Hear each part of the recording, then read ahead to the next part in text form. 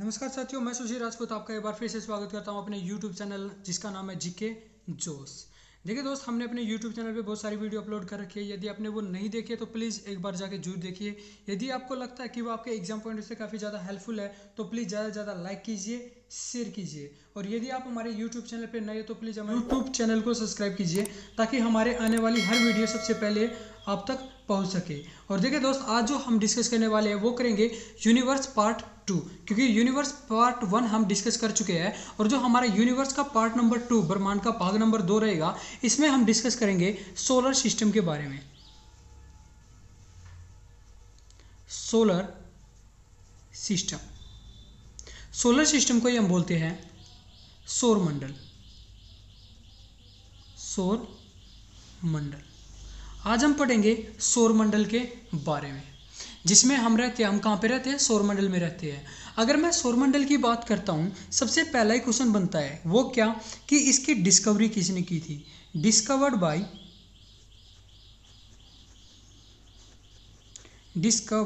Bye इसकी जो खोज यानी कि जिसने की थी वो की थी कोपरनिकस ने। कोपरनिकस, इसकी जो डिस्कवरी की थी वो की थी कोपरनिकस ने। कब? 1483 में। कब की थी? 1483 में की थी, यूरोप। अब यहाँ पे देखिए दोस्त, अगर मैं सोलर सिस्टम की बात करता हूँ, आपके सोलर सिस्टम के अंदर आर्थो क्या है? प्लैनेट्स। आर्थो क्या है? आपके ग्रह। आर्थो क्या है? आपके ग्रह है, जो कि आपके बुक में ऑलरेडी दे रखे हैं। लेकिन अगर मैं बात करता हूँ, कुछ एक तो होते हैं ग्रह, एक होते हैं बोने ग्रह। तो यदि मैं बोने ग्रह की बात करता हूँ, उनकी संख्या कितनी हो चुकी है? उनकी हो चुकी है 5। 5 क्या रहेंगे? आपके ड्वार्फ प्लेनेट। ये हो गए आपके बोने ग्रह। ये क्या हो गए? आपके बोने ग्रह। तो हम जो सोलर सिस्टम के अंदर पढ़ेंगे, सबसे पहले तो हम डिस्कस करेंगे किसके बारे में? 8 ग्रहों के बारे में। फिर हम डिस्कस करेंगे किसके बारे में? 5 बोनो ग्रह के बारे में, कि वे आपके 5 बोने ग्रह कौन कौन से हैं। और सबसे ज़्यादा क्वेश्चन अभी यहीं से रिपीट हो रहे हैं। कहाँ से? आपके बोने ग्रह से। आपने केवल एक ही पढ़ा होगा, किसके बारे में? प्लूटो के बारे में, जो कि 2006 में क्या कर दिया था? अलग निकाल दिया था ग्रह की श्रेणी से। अब ग्रह होने के लिए उसकी अपनी एक प्रॉपर्टी होती है कि वो अपने कक्ष में क्या करेगा? रिवोल्यूशन करेगा। वो कभी भी दूसरे कक्ष में यानी कि किसी दूसरे ग्रह के ऑर्बिट में एंट्री नहीं करेगा। लेकिन जो प्लूटो था वो किसी भी ग्रह के कक्ष में क्या कर जाता था? एंट्री कर जाता था, इसलिए उसको बाहर निकाल दिया गया था। अब डिस्कस करते हैं सबसे पहले क्या? आपके 8 प्लेनेट की, आपके 8 ग्रह कौन कौन से हैं। देखिए दोस्त, उससे पहले एक थ्योरी बताता हूं। क्या आपने सुना होगा सूर्य केंद्रित सिद्धांत के बारे में और भू केंद्रित सिद्धांत के बारे में? सूर्य केंद्रित सिद्धांत, ये क्वेश्चन भी आ चुका है कि सूर्य केंद्रित सिद्धांत किसने दिया और भू केंद्रित सिद्धांत किसने दिया। मतलब है क्या? सूर्य केंद्रित सिद्धांत में बताया गया कि बीच में क्या है? बिल्कुल बीचों बीच तो पड़ता है सन, और जितने भी आपके ग्रह रहते हैं वो सारे क्या करते हैं? इसके चारों तरफ रिवोल्यूशन करते हैं, इसका परिभ्रमण करते हैं। भूकेंद्रीय सिद्धांत में बताया गया था कि नहीं, बीच में तो क्या है? अर्थ है, और बाकी जितने भी बचे आपके ग्रह और प्लस में सूर्य है, वो क्या करते हैं? अर्थ के चारों तरफ इसका रिवोल्यूशन करते हैं। ये बताया गया था सूर्य केंद्रित सिद्धांत, और ये बताया गया था भूकेंद्रित सिद्धांत में। अब क्वेश्चन यही आता कि सूर्य केंद्रित सिद्धांत किसने दिया था और भूकेंद्रित सिद्धांत किसने दिया था? भूकेंद्रित सिद्धांत दिया था आपका टोल्मी ने। भूकेंद्रीय सिद्धांत दिया था टोल्मी ने, और सूर्य केंद्रीय सिद्धांत दिया था वो किसने? केपलर। वो दिया था केपलर ने। केपलर ने दिया था सूर्य केंद्रित सिद्धांत। अब बात कर लेते हैं ग्रहों की गति के बारे में। जो गति का नियम, मतलब भैया अपने ही कक्ष में क्या करेंगे? गति करेंगे। दूसरा, इनकी मतलब गति करने की दिशा क्या रहती है? कक्षों की दिशा, वो भी आता है यहाँ से क्वेश्चन। सबसे पहले देखिए ग्रहों की गति का नियम। ग्रहों की गति का नियम, गति का नियम ये किसने दिया था? ग्रहों की गति का जो नियम है ये दिया था केपलर ने। ये किसने दिया था? केपलर ने ही दिया था। किसने दिया था? केपलर ने। और इसने बताया था कि जो ग्रह गति करते हैं ये कैसे करते हैं? ये करते हैं सेमी मेजर एक्सिस में। सेमी मेजर एक्सिस, हिंदी में से बोलते हैं अर्ध अर्ध दीर्घ कक्ष में, अर्ध दीर्घ कक्ष में, मतलब ये थोड़ा इसी प्रकार जैसे मैंने यहाँ पे बना रखा है ना, ऐसे ही क्या करते हैं, गति करते हैं, इसका रिवोल्यूशन करते हैं। अब यहाँ पे देख लेते हैं दोस्त कैसे कि आपके एग्जाम में क्वेश्चन आए हैं, डायरेक्ट क्वेश्चन मिलेगा दोस्त यहाँ से। अगर मान लो मैं बात करता हूँ किसकी, सूर्य केंद्रीय सिद्धांत, मैं मान लेता हूँ बिल्कुल बीचों बीच कौन सा है, सन है, और जितने भी 8 ग्रह वो क्या करते हैं, इसके चारों तरफ चक्कर लगाते हैं। तो यहीं से आपका एक क्वेश्चन बनता है कि सूर्य के सबसे नजदीकी ग्रह कौन सा है, फिर उसके बाद कौन सा है, और सबसे लास्ट में कौन सा है, ये क्वेश्चन बनता है यहाँ से। अगर मान लो ये क्या है आपका सन, ये क्या आपका सन, जो कि बिल्कुल कहाँ पे है, सेंटर में पड़ता है। ये क्या है सन, और कहाँ पे पड़ता है, बिल्कुल सेंटर में पड़ता है। तो इसके नज़दीकी सबसे ग्रह कौन सा है, फिर बाद में कौन सा है, फिर उसके बाद कौन सा है, और लास्ट में कौन सा है। और यदि ऐसे इसकी सीरीज चली हुई है तो अपनी अर्थ जिस पे हम रहते हैं उसकी पोजीशन क्या रहती है। अब देखो दोस्त, इसको अरेंज करने के लिए आपके सामने एक सिंपल सी ट्रिक रहेगी। अगर वो ट्रिक या आपको याद होती है तो यहीं पे लगा लीजिए, आपके 4 से 5 क्वेश्चन कंप्लीट हो जाएंगे, जो कि आपके एग्जाम में बहुत बार रिपीट हो चुके हैं। तो सबसे लास्ट तक बने रहे वीडियो में। अब यहाँ पे देखिए दोस्त, यहाँ पे आपको ट्रिक याद रखनी है, मेरे वास्ते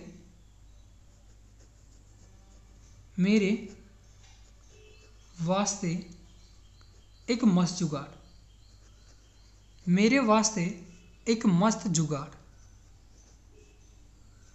मेरे वास्ते एक मस्त जुगाड़, वो क्या भाई, सन।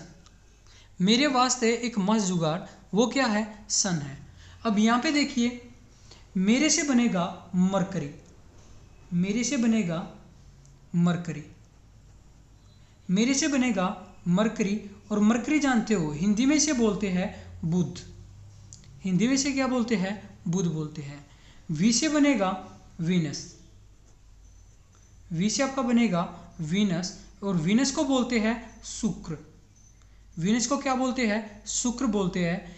ई से आपका बनेगा अर्थ, जिसपे हम रहते हैं, ब्लू प्लेनेट भी कहा जाता है, नीला ग्रह। मां से आपका बनेगा मास, मास, मास को हम हिंदी में बोलते हैं मंगल, क्या बोलते हैं, मंगल। जू से आपका बनेगा जुपिटर, जू से आपका बनेगा जुपिटर, और इसे हम बोलते हैं बृहस्पति, इसे हम बोलते हैं बृहस्पति बोलते हैं। एस से आपका बनेगा सैटर्न, एस से आपका बनेगा सैटर्न, जिसे हम बोलते हैं शनि, जिसे हम क्या बोलते हैं, शनि बोलते हैं। यू से आपका बनेगा यूरेनस, यू से आपका बनेगा यूरेनस, जिसे हम हिंदी में बोलते हैं अरुण। एन से बनेगा नेपच्यून, नेपच्यून, इसे हम बोलते हैं वरुण, इसे हम क्या बोलते हैं, वरुण। तो यहां से देखिए टाइप ऑफ क्वेश्चन क्या बनेगा। पहली बात, आपको ये ग्रह क्या देगा, आगे पीछे करके देगा, और कहेगा इनको अरेंज कीजिए सूर्य से दूरी के अनुसार, मतलब सूर्य के अकॉर्डिंग सीरीज में, according to distance, according to distance, according to distance, दूरी के अनुसार अरेंज कीजिए, वो भी किसको मानकर, सेंटर मानकर सूर्य को। तो सूर्य के सबसे जो नजदीकी ग्रह पड़ता है वो कौन सा रहेगा, आपका बुध। और यही आपका क्वेश्चन आ चुका है। क्वेश्चन क्या आता है, नियरेस्ट प्लेनेट ऑफ सन, वो क्या रहेगा, सूर्य के सबसे नजदीकी ग्रह कौन सा रहेगा, आपका बुध। यानी कि अकॉर्डिंग टू रैंक की बात करें तो पहले नंबर पे ये आता है, कौन से, पहले नंबर पे सबसे नियरेस्ट हो गया, सबसे नियरेस्ट प्लेनेट, सबसे नियरेस्ट प्लेनेट हो गया। अगला क्वेश्चन आता है कि अकॉर्डिंग टू डिस्टेंस सबसे लास्ट में, सबसे दूरी पे, सबसे ज़्यादा दूरी पे कौन सा पड़ता है, आपका नेपच्यून। यानी कि ये क्या पड़ता है, सबसे लास्ट में, सबसे लास्ट में कौन सा आएगा, नेपच्यून आएगा। अब देखो, अगर सूर्य को सेंटर मानकर अकॉर्डिंग टू डिस्टेंस के अकॉर्डिंग चले हुए हैं तो अपनी अर्थ की पोजीशन क्या रहती है, बहुत बार आपके एग्जाम में रिपीट हो चुका है।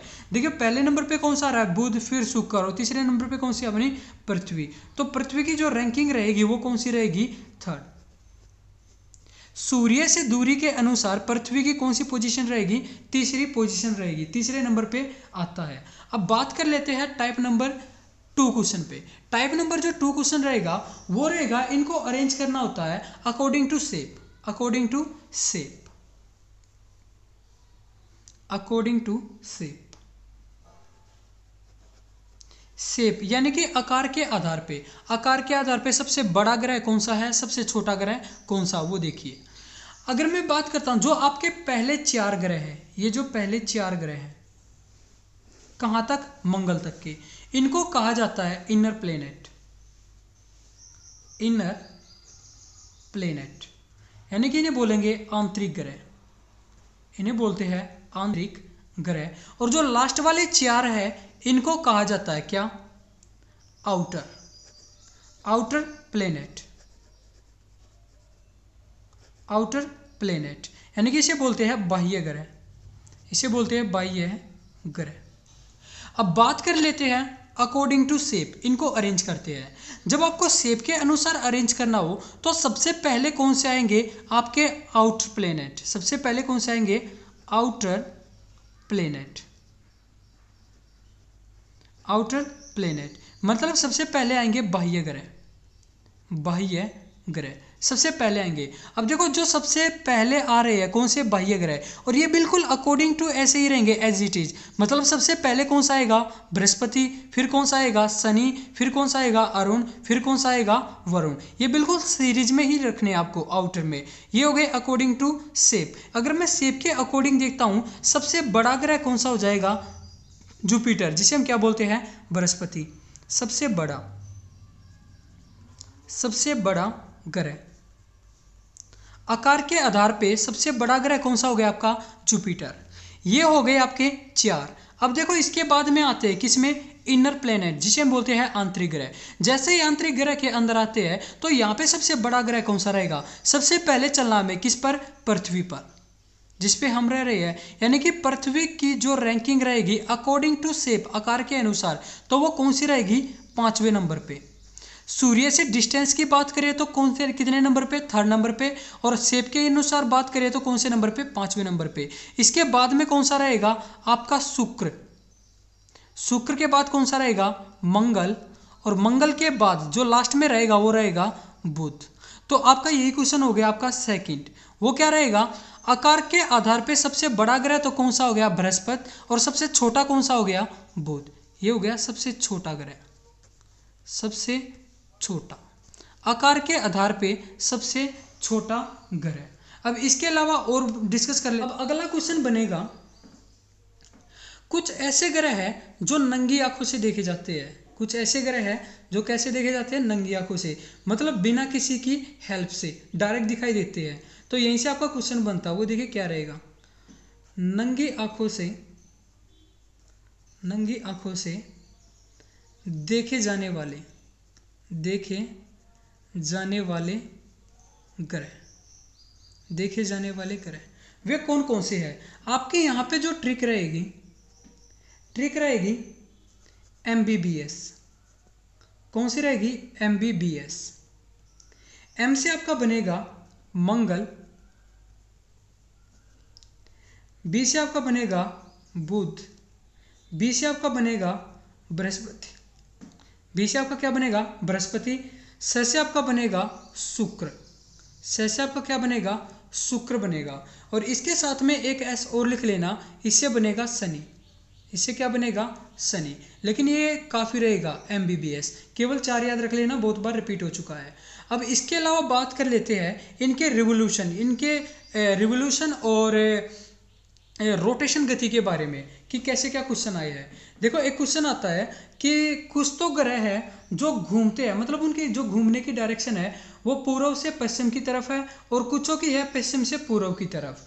तो अगर मैं बात करता हूँ मोस्टली जितने भी आपके ग्रह हैं वो पश्चिम से पूर्व की तरफ घूमते हैं, किससे, पश्चिम से पूर्व की तरफ। लेकिन कुछ प्लेनेट ऐसे हैं जो घूमते हैं किससे किसकी तरफ, पूर्व से पश्चिम की तरफ। तो यहीं से आपका क्वेश्चन बनता है कि पूर्व से पश्चिम की तरफ, पूर्व से पश्चिम की तरफ घूमने वाले ग्रह कौन से हैं। तो वो कौन कौन से हैं आपके, केवल 2। एक का नाम है वीनस और दूसरा आपका रहेगा यूरेनस, दूसरा आपका क्या रहेगा यूरेनस। इसे हम बोलते हैं शुक्र और अरुण।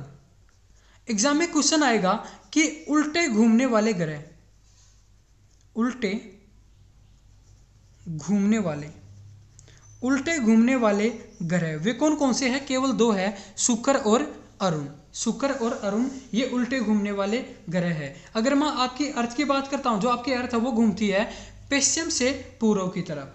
पश्चिम से पूर्व की तरफ आपकी अर्थ घूमती है। ये थे आपके प्लेनेट को लेकर बने हुए क्वेश्चन, यानी कि आपके ग्रह यहीं पे कंप्लीट होते हैं। लेकिन एक एक ग्रह को हम काफ़ी डीपली डिस्कस करेंगे कैसे क्या क्वेश्चन बन चुकी है। लेकिन सबसे पहले चलिए केवल टाइप ऑफ क्वेश्चन को लेकर कि कितने टाइप के और कैसे क्या क्वेश्चन आपके एग्जाम में आ चुके हैं। अब अगला जो क्वेश्चन आपका बनेगा वो बनेगा ड्वार्फ प्लेनेट को लेकर। ड्वार्फ प्लेनेट्स जिसे हम बोलते हैं बोना ग्रह, जिसे हम क्या बोलते हैं? बोना ग्रह। और ये आपका बिल्कुल करंट इंक्लूड है, यानी कि आपके जो बोने ग्रह है वो एट प्रेजेंट कितने हो चुके हैं? 4+1 कितने हो चुके हैं? 5 हो चुके हैं। एट प्रेजेंट आपके जो बोने ग्रह वो कितने हो चुके हैं? 4+1 5 हो चुके हैं। तो आपके एग्जाम में यही पूछ लेता है कि डिफरेंट कौन सा है, उनमें क्या होगा? मतलब 3 तो होंगे बोने ग्रह, एक डाल देगा ग्रह, या फिर मोस्टली क्या आता है 3 तो होंगे ग्रह, एक होगा बोना ग्रह। और उनमें से पूछ लेगा, रीजनिंग में भी क्वेश्चन आता है यहाँ से, डिफरेंट छाटिए, मतलब अलग छाटिए, भिन्न कौन सा इनमें से। अब देखो यहाँ पे मैंने आपको बताया कि जो ड्वार्फ प्लेनेट है वो कितने हैं? 4+1, टोटल कितने हो गए? 5। तो डिस्कस करते हैं सबसे पहले कि 4 कौन कौन से हैं। आपको याद रखना दोस्त, सबसे पहले आप सभी को मालूम भी है, जो आपकी बुक में दे भी रखा है, पी से आपका क्या बनेगा? प्लूटो। पीछे आपका क्या बनेगा? प्लूटो। और प्लूटो के बारे में क्या क्वेश्चन आता है वो सुनिए कि इसे ग्रहों की लिस्ट से कब एग्जिट किया गया था? 2006 में। 2006 में इसको प्लेनेट की लिस्ट से, प्लेनेट्स की लिस्ट से क्या कर दिया था? एग्जिट कर दिया था।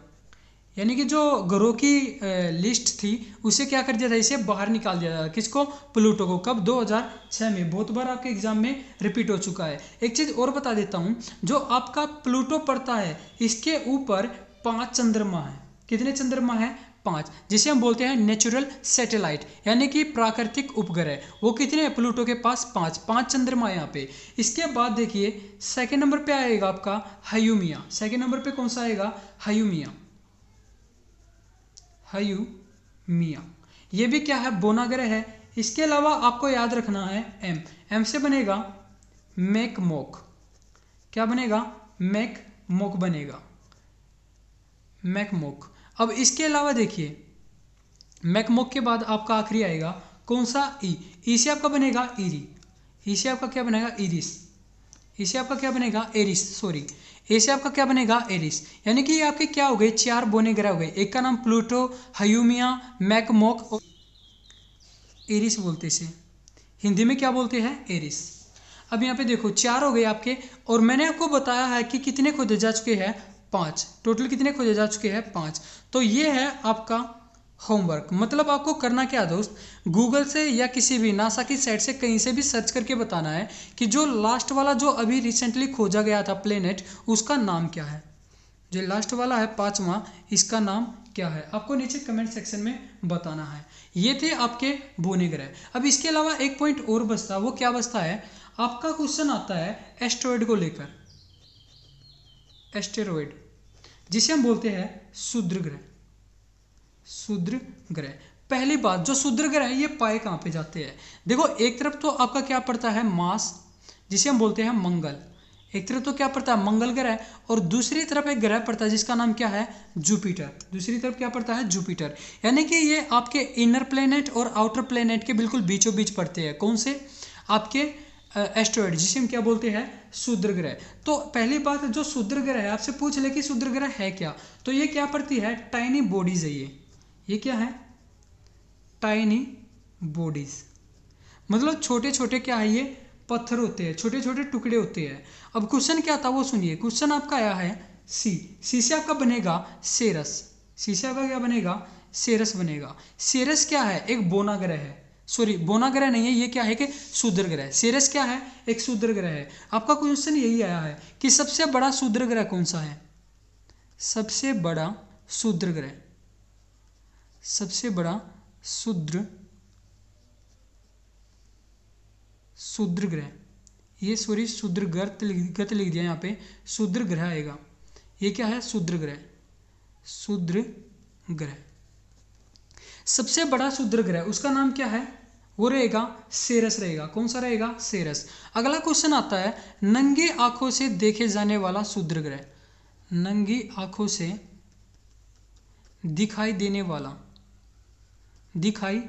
वाला क्षुद्र ग्रह कौन सा है? उसका नाम है फोरवेस्टा। उसका नाम क्या रहेगा? फोरवेस्टा रहेगा। और आखिरी क्वेश्चन आता है कि क्षुद्र ग्रह के टकराने से अर्थ के ऊपर बनी झील, उसका नाम क्या? उसका नाम रहेगा लानोर। उसका नाम क्या रहेगा? लानोर झील। लानोर झील। और ये कहाँ पे पड़ती है? महाराष्ट्र के अंदर। ये कहाँ पे है? महाराष्ट्र के अंदर।